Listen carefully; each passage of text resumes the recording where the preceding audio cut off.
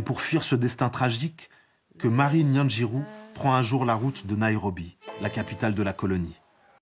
À Nairobi, pas de travail forcé. À Nairobi, pas de mariage arrangé.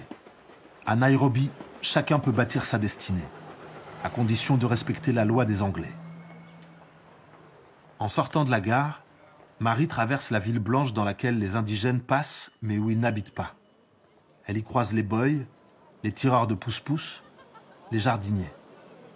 Au bout de 3/4 d'heure de marche, Marie arrive à Pangani, le quartier réservé aux Noirs, de l'autre côté de la rivière.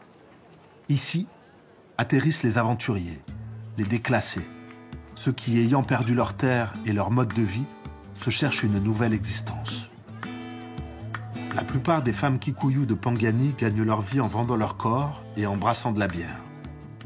Certains les méprisent, mais elles s'en moquent. Après tout, elles sont plus riches que les hommes qui s'achètent leur faveur. Ce sont des femmes fortes, debout, qui accueillent Marie comme une des leurs. Des femmes qui inventent ici, à Nairobi, une nouvelle société, dans laquelle les hommes n'ont pas le contrôle. Avec elles, Marie s'indigne quand les Anglais leur interdisent de brasser leur bière traditionnelle. Avec elle, elle s'enthousiasme pour un nouveau venu, Ari Tuku, un anticolonialiste chrétien qui a fait de la lutte contre le travail forcé des femmes son cheval de bataille. Marie y croit.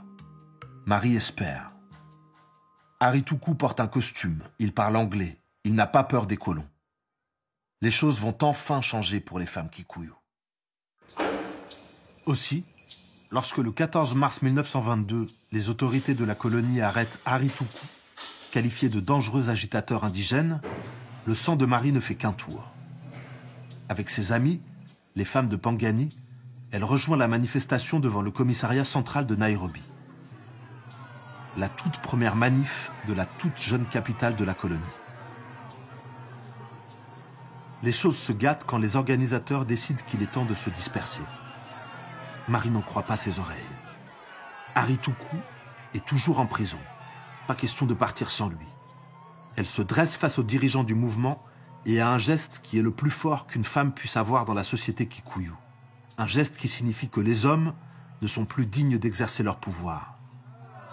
Marie Nyanjiru soulève sa robe et expose sa nudité avant de les haranguer.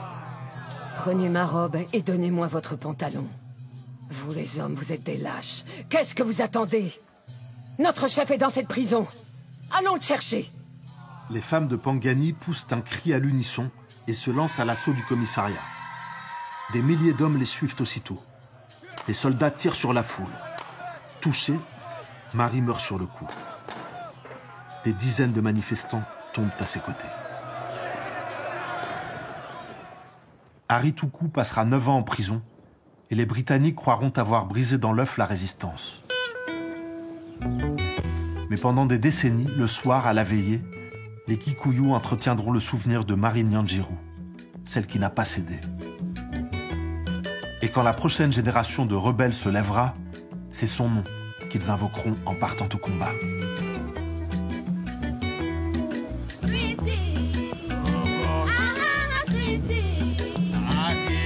Un jour, on sera libre. Ça, maintenant, on le sait.